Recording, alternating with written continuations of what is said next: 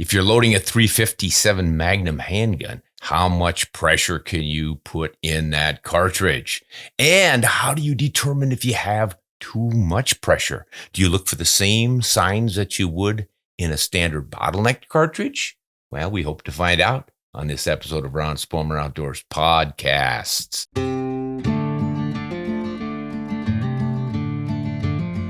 Hey, everybody. We got a letter here from one of our patrons on Patreon about his 357 Magnum handgun. Let's read it. Hey, this guy's name is Rays, and Ray says, I'm starting to hand load a 357 Magnum for my Henry X gun. Lever action Henry, fun. And will the pressure signs be the same for a straight walled cartridge as they would be for a cartridge with a shoulder? 30-06, 22-250, that sort of thing. Thanks and love all the work you do. Hey, Rays, you betcha. Here's what I wrote back to Rays. Hey, they should be the same. The 357 Magnum, of course, is a low pressure cartridge to start with. The SAMI max average pressure is just 35,000 PSI. That is about half of what the 22-250 Remington runs, but it's twice what the 38 special handgun handles. So stick with your hand loading manual recipes and you should be good, especially if you stay 0.3 to 0.5 grains off the peak load. Now, as far as these pressure signs, yeah, they're pretty much the same, even though there's not that much pressure in that cartridge and you shouldn't see them nearly as much. But cratered primers, any marks from the bolt face on the back of the cartridge, I can't imagine those even popping up in a handgun with that low pressure before you go too far. So I think rather than looking for pressure signs, you should just stick with the reloading manuals and work your way up on it. I mean, you're not going to have with this lever action rifle, well, I guess you're going to feel a little bit sticky. So if you open that lever and it's like harder to open than normal, that would suggest you maybe have too much expansion on your cases and you're clinging to the sidewalls of the chamber. But yeah, I don't know. And you're also going to be able to handle more pressure in that Henry lever action rifle versus a revolver. The 357 Magnum, of course, was the 38 special, lengthened a little bit, and then the pressures raised dramatically so that you had a more powerful handgun. So it's held down to those lower pressure standards for the cylinders of the handgun, which can't take as much as a lot of the rifles. So you need to be careful with that stuff, but I wouldn't push the envelope. Follow your hand loading manuals. They may give recipes for a little bit more powder when using it in a stronger rifle action than a wheel gun. But it's always the safest, folks, to go with the hand loading manuals. They've been tried and true recipes. Don't go off of supposition or what the second guy from the third bar stool to the left said about his super magnum load that he stuffs an extra 15 grains of powder into. He probably only has 3 fingers on his left hand or something. Okay, let's see if there's another one here from our patrons. Here's somebody who seems to like some cartridge called the 30-06. What the heck? Paul, what are you writing about? Ron, perhaps I can just make a comment. As a person who some years culls up to 60 large animals, wow, mostly zebra and wildebeest, I have seen and used most rifles over the years, and the one that I have learned is one that will never stop learning as a shooter. So keep your mind open. But as of this date, based on my purely anecdotal 17 years of hunting experience, the best cartridge is a 30-06. Shooting 136 grain Peregrine VLR4, and for thick bushveld, a 200 grain VRG3. P.S. I have no affiliation to Peregrine bullets whatsoever. And then he says, hey, enjoy the Caprivi Strip. I'm guessing it's on the Namibian side. Certainly one of my favorite places in the world. Yeah, and Paul and I had been writing about African hunts, and I mentioned that I was going up there. So I wrote back, Paul, I'm just back from that fine Caprivi hunt. My buddies took a bull buffalo and a hippo. I took a young bull elephant for the community meat use. I used a 270 grain Hammer Hunter copper bullet for the buffalo and the elephant. Barnes solids for the hippo. fine performance, what kind of construction and materials make up the Peregrine VLR4 and VRG3. So I'm waiting to hear back from Paul on this one. If I get some news about these bullets, I'll let you know what they are. But I don't know at all what a Peregrine bullet is. Sounds like it's something out of South Africa. So thanks for that, Paul. I'm looking forward to finding out about those. Hey, before we go into further questions, I want to have you digest something. Gun Digest. If you're just listening to the podcast, I am holding up the latest issue of Gun Digest. This is an annual digest, and as you can see, it's pretty thick. What do they have for page numbers here? 622 pages in this baby. And my good friend Philip Massaro edits this, and he is kind enough to have me write a piece for him every issue, and it's just an annual, but man, is it chock full of stories. So here's one I did on the ultralight Model 20 rifle, ultralight arms Model 20 rifle that I've had, since the late 80s in a 284 Winchester. And I go into detail about why I think this is my favorite rifle. And of course, I really don't have a favorite rifle, but boy, this is one of the top three probably. I've just taken so much game with it and had so many grand adventures up in the North Country, up in Alaska for sheep, and elk in Idaho and other places, whitetail in Kansas. I mean, this rifle and I have been around, and it has never let me down. I love the 284 Winchester cartridge, and in that short, little, lightweight rifle, which, by the way, only weighs 4 and maybe 3/4 pounds naked. Before you put a scope on it and load it up, that's all it weighs, and it doesn't recoil brutally at all. It's a sweet shooter. I've had many women use it and find it to be an effective rifle, taking their first deer with it, never complained about recoil or anything. So if you want to read about the Ultralight Arms Model 20 rifle, get the Gun Digest 2024. And of course, if you want other articles in 622 pages, you're going to find plenty of them. And then toward the back, they have a rundown of all kinds of guns that are on the market these days, handguns and shotguns and rifles, and even gunpowders. And Jay, there's just all kinds of information that is of value and you'll appreciate. Now let's get to the questions. All right, here are questions that the team has pulled together for me. One of them comes out of New Orleans, Louisiana. Joe. Ron, I've been wanting to hunt Colorado since Kirk Gowdy would take us there on American Sportsman. Wow, this is aging you a little bit here, Joe. That was back in the 60s. I'm finally planning my first trip to Colorado. With that being said, I'm taking my Savage chambered in a 7mm Magnum. I assume he means Remington Magnum. A lot of people shorten that up because in the old days, the 7 Remington Magnum was the 7 Magnum. But nowadays, you've got so many, you really need to specify. Is it the Short Action Ultra Mag or the WSM or the Ruger Ultra Mag? I mean, the Remington Ultra Mag, or what's the latest one? PRC. Lots of Magnums out there. There's even a Blaser 7mm Magnum. So plenty of them. But I'm sure he's talking about the Rem Mag here. I'm still trying to find what it likes to shoot the best. My question is, how does the difference in elevation affect my ballistics? I'm going to go from 8 feet below sea level to 9,500 feet. Woo! I'm shooting 140 grain bullets. Thanks for any advice. Hey, I love your show. Well, thanks, Joe. Yeah, that's worth concerning because there is going to be a difference from sea level to 9,500 feet.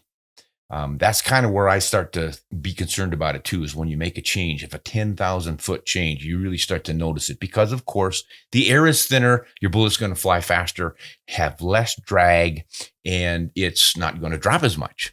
So I just can't tell you offhand what your 140 grain bullet is going to do for shooting higher, but it will be significant and you need to check it out. So the way to do it is get a ballistics calculator and run your trajectory tables. Go to shooterscalculator.com or JMB calculators. Hornady has a pretty good calculator. Just go online and search for ballistic calculators and you should find a bunch of them free. Put in your numbers. You're going to need to know your muzzle velocity, the BC of your bullet, and a few other things. And obviously you're going to need to put in 9,500 feet in elevation. So you're going to do one chart listing sea level. I don't think you have to go 8 feet down to get accurate on this one. And then you have to use that same load at elevation. And then you're going to get the numbers and you're going to see, I got several inches difference here. And it really starts to matter at longer ranges, obviously. So that's the way to do it, Joe, but smart to ask that one. All right. This isn't just from Michigan. This is Jack from Upper Michigan, AKA the Great White North, God's country, the poor man's Alaska. Sounds like Jack's having fun. He's asking us something about firearms, cartridges, and hunting. Ron, I really enjoy the content you put out, and I have learned a lot. For instance, sincere thanks for tuning me in to the writings of Jack O'Connor. I really enjoy reading his writing as well as yours. Anyway, I was recently reading something he wrote in the Hunter's Shooting Guide about the 30-06. There's another chapter on the 270. Well, that doesn't surprise any of us. Jack extols the virtues of this great 30 caliber that is capable of taking pretty much every North American game animal and how it was one of his early effective rifles. This was written in 1957. A thought occurred to me. If this was the case for the 30-06 between 1906 and 1950s, with the advent of modern bullets and powder, does the 308 Winchester currently match the effectiveness of the 30-06 from a half century ago? Hey, I'm just saying, this might be a gotcha moment, buddy. All the best, Jack. You got me. No, Jack is making a good point here, and we have discussed it. Let me think. We were doing something on the 300. Oh, I did a video on my regular channel, Ron Spomer Outdoors, on the 30-06 with modern powders and bullets performing the way the 300 Winchester Magnum did back in the 1960s. And a lot of people said, that's not fair because you can put modern powders and bullets in the 300 Win Mag and its performance improves too. I know that wasn't the point. The point was that most of the reputation of the 300 Win Mag was built using the bullets and powders from those days. So when you say your 30-06 today with the modern stuff in it is the equivalent of that performance, then you've got a good sort of a base or a benchmark for better understanding its capabilities. Certainly any cartridge that's loaded up with the latest and greatest is going to take a step up from where it was way back when. And that's the point there Jack is making here with the 308. He is absolutely right. The 308 has picked up, I think on average, about 100 feet per second over the old days. And that puts it right into the ballpark, or actually right exactly what the 30-06 was doing back in the middle of the 20th century when it was judged by O'Connor and so many others to be just the ultimate cartridge for hunting North American game and really African game as well. I mean, Hemingway took it over there. Roosevelt took it over there. I think Rourke took it over. Lots and lots of folks use the 30-06, and it's still one of the best all around for antelope. And gosh, they've even used it on rhino, and I'm sure plenty of people have taken elephants with it.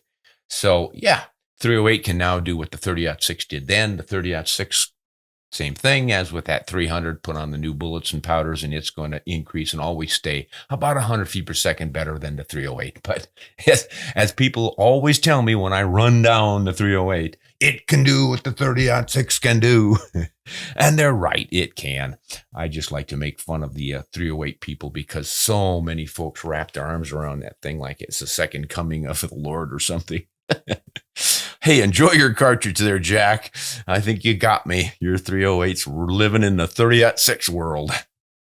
Lyle from Tennessee. Ron, I'm responding to my message on the AR-15 video you're thinking of doing. Yes, sometime back I said I probably need to start doing more with an AR-15. I just never been a big fan of them. I've got a few and shot them enough, but I just never got into them. So I think Lyle wants me to do that. See what he says. I realize you're not a huge fan of the AR style rifle, but I really enjoy mine. I have a Remington R25 in 308. There we go with the 308 again. That is one of my favorite deer rifles. It fits me so well. It's like it was made just for me. I've built a AR-15 in 6mm ARC that was designed by Hornady to have a ballistics like the 308, but that one didn't work out very well. Well, that's okay because it's a great deer cartridge and hand-loaded, you can really bring it to life. I know you have contacts and friends in the firearm industry, so you can get anything you need, right? Knowing you're not a huge fan, I don't see you buying a bunch of AR-15s for your show. So I have this rifle I built, and I'd be honored to loan it to you to help your show. Lyle, you're the man. I have an Arkin EP5 5 to 25 by 56 millimeter scope on it, and I'm sure is a bit much for it. Lots of laughs. Or I could mount the SH4 Gen 2 4 to 16 by 56 on it for you. Just to be clear, I want nothing in return except if you get near Nashville, let's grab a cup of coffee for lunch, and I'd love to hear people's experiences, and you have a bunch of them. So my wife, by the way, says, thanks a lot. You talk about Park West Arms rifles so much that now I'm wanting a new one. Oh, and then he goes on to invite me to stop down and visit him. You know, Lyle, I just might have to do that. You sound like some fun guy. Maybe I can, you say you're down in the Tennessee area. We may be down there for, what is it? I think it's the Safari Club International show this winter. So you may be in trouble here. I might actually take you up on this. So be prepared and warn your wife. I might show up with some Park West Arms rifles to sell you. No, I take that back. I'm not selling anything. I never sell anything, folks. You need to understand this. Every once in a while, someone will contact me and ask if I've got any ammo for sale or rifles for sale. They think I must be running a shop or something. I do not sell any firearms, any ammunition. I don't sell anything but words, and you pretty much are an editor of a publication before you'll pay me anything for my words. All right, this is Colby in Arizona. I like watching your YouTube channels. Thanks for all the great content. Well, thank you, Colby, for watching. I know 3 months ago, someone asked about a Fast Twist 270 Winchester that Browning just announced at the SHOT Show, a couple of Fast Twist options in 270 from the factory. That's true. My question is, why does it seem like nobody is talking about it? The only ones who have mentioned it, backcountry hunting. I thought they were more fans of the O'Connor Special, me being one of them. Well, Colby, you're right. The Browning did announce a Fast Twist 270 Winchester, which a lot of people have been asking for a lot of time. And yeah, there's not that much hype about it. And I think it's probably because it's an old cartridge. The 270 Winchester just doesn't have the panache, the ring, the buzz of the, say, the 6.5 PRC or the 7mm PRC or the 6.8 Western, all the new cartridges. Yeah, it's got a faster twist, but it's still the same old 270 Winchester, which, by the way, can pretty much handle anything and everything. I don't care what anybody else might say to you. That is the situation. So I think that's why you don't see a lot of ink. Also, it's just a barrel with a twist rate. So it doesn't look like a fancy new rifle. There's really nothing to see here unless you got a bore scope and you go inside. So it doesn't show up. It's not a new carbon fiber something or other. It's new. I don't know. That's just the way it works, I think, in the world. People want to see the object or something, not just a small improvement. Although, you know, it is really a fairly significant improvement because it enables that 270 to shoot the longer high BC bullets for improved long-range performance. And a lot of people are just loving that. So it gives you the option of a standard proven cartridge with a little bit of an improvement in your long-range trajectories and stuff with these heavier, longer bullets, and probably makes it a little more viable for moose and elk. I have never had any trouble dropping elk with 130 grain bullets out of a 270, and they've been doing it since that 270 came out in what, 1925? Or was it 35? Forgetting that one, but I think it was 25. At any rate, I think that's what's going on with the Fast Twist. But if you're a 270 fan and you have been interested in a Fast Twist barrel, check out Browning. They are offering it in at least one model, if not two, of their X-Bolt bolt action rifles. Good rifles too. I like them. They're trim, slim, and don't weigh too much. They just feel good in the hands, and they're really tight. Boy, generally, I find them to be wonderfully accurate as well. So you might want to check that out.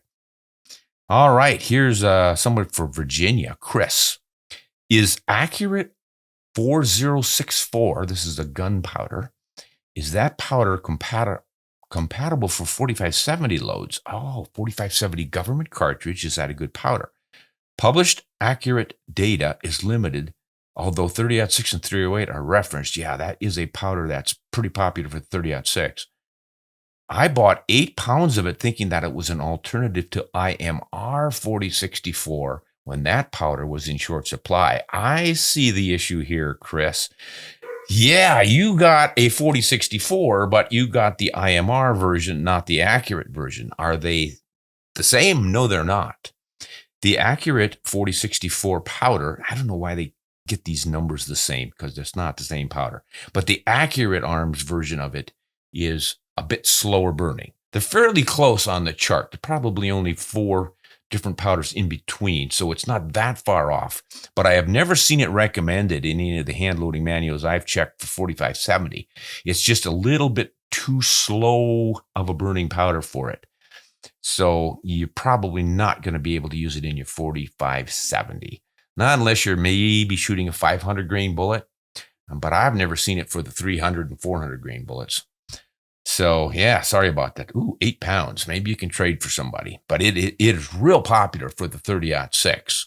And I think a lot of the guys that are shooting the Garins or the Garand M1s in competition and stuff really like that powder for their loads.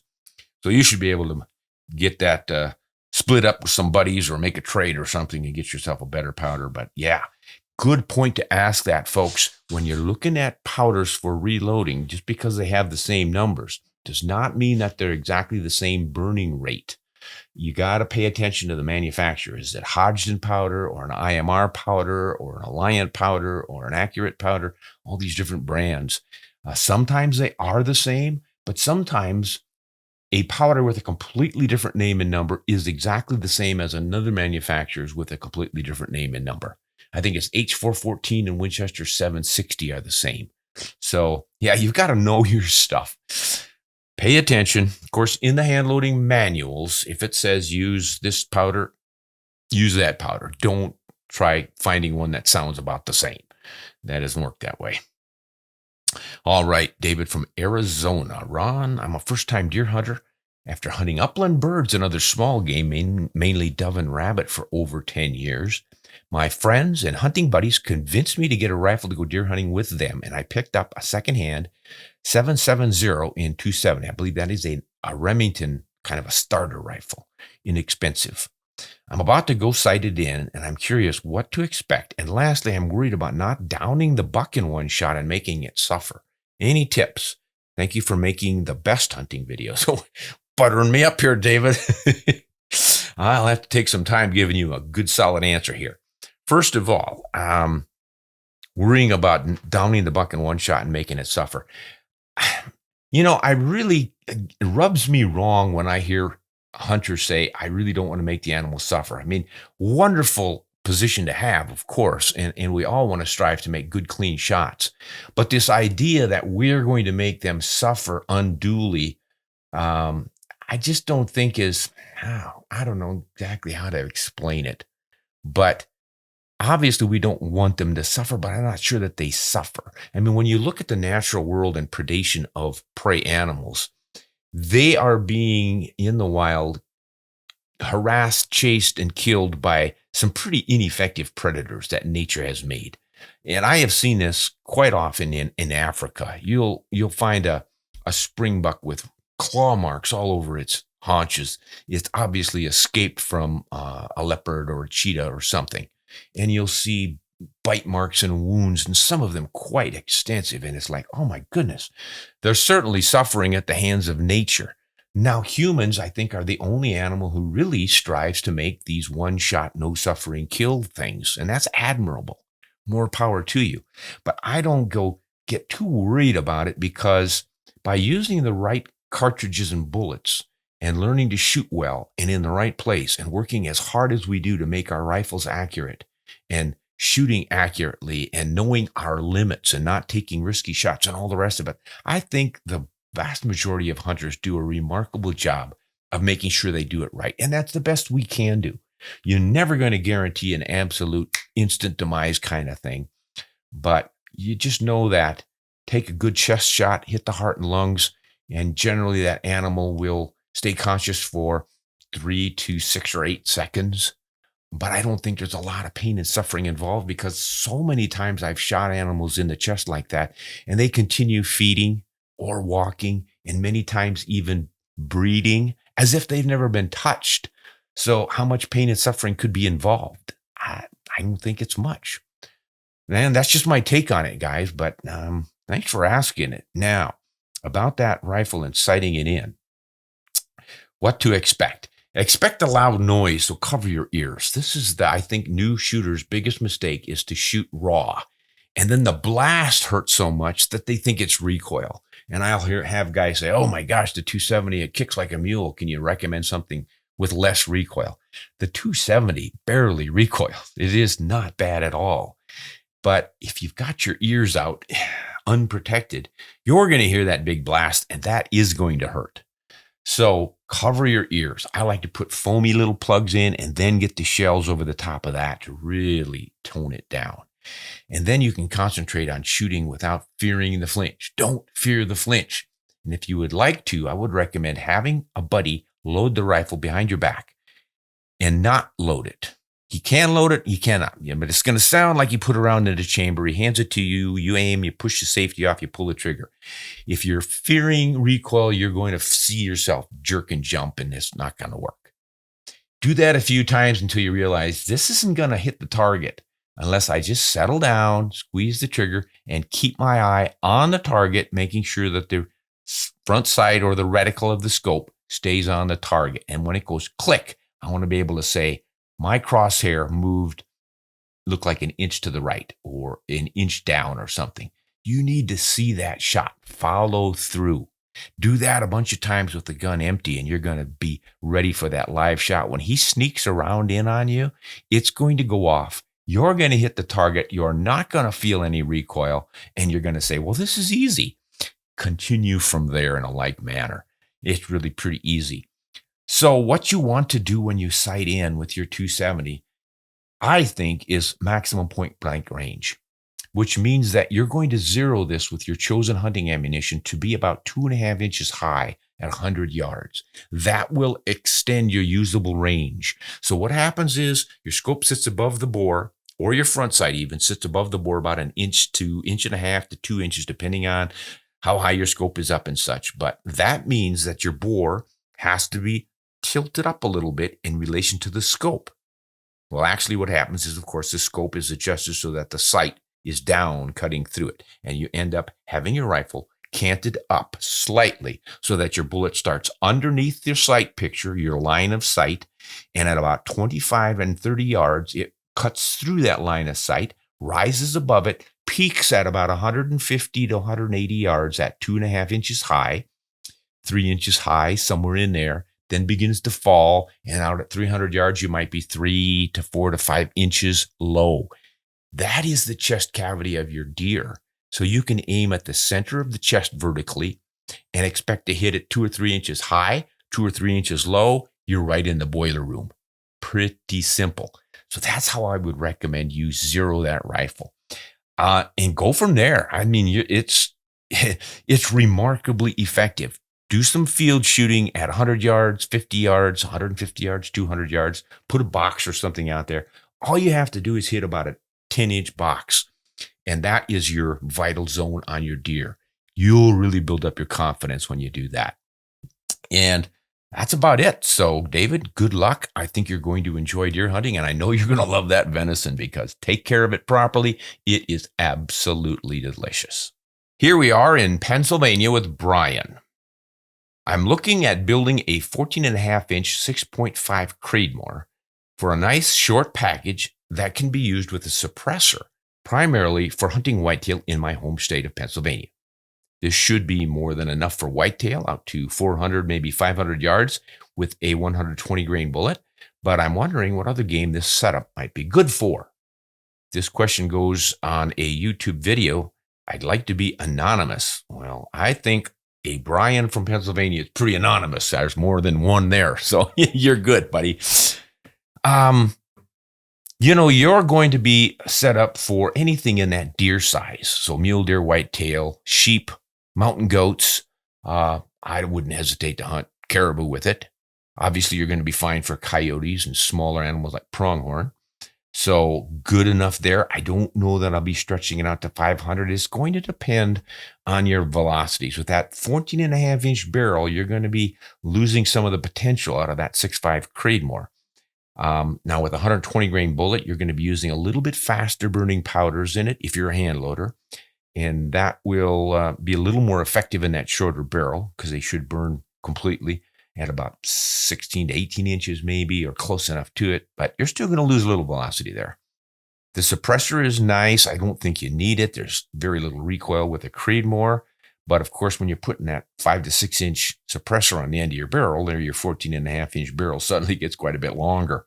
The suppressor is nice for cutting the sound blast down. I do think there's significant value in that.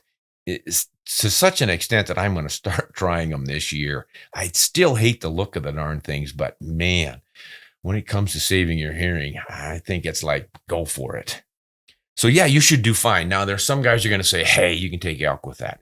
And you certainly can with the right bullet in the right place. And even a 120 grain bullet can be the right bullet if it's in the right place. I often say that I shot a big bull moose, 12-year-old macho moose up in British Columbia. And I used a 120 grain bullet in a 6.5 by 0.6, 30-06 neck down to 6.5.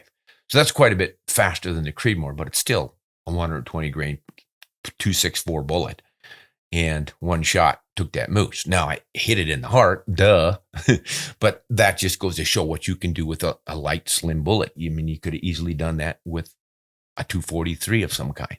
And that's why a lot of folks living out in the boonies in Alaska and such who need their annual meat supply, caribou and moose and such, but are quite concerned about efficiency and costs, will use a 223 Remington. And I know most people would say, that's ridiculous, it's irresponsible, et cetera, et cetera. But these people are depending on that rifle to deliver the annual winter meat supply. And I don't know that I'd be risking it to a cartridge that doesn't work. So yeah, your Creedmoor should suffice for something like that, but you're not going to take it out on a once in a lifetime or even once every couple of years expensive elk hunt out in the Rocky Mountains.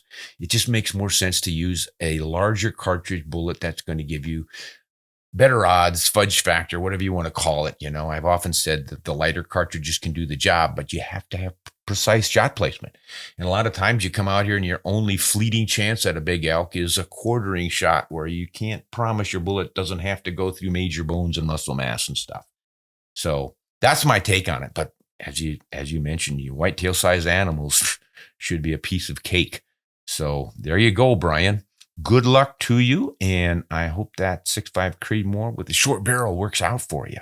So that looks like the end of our questions. Thanks to David and Chris and Colby, as well as Brian and Lyle and Jack and Joe for sending those in. Thanks to our patrons for their letters and comments and pats on the back. Always appreciate pats on the back, folks.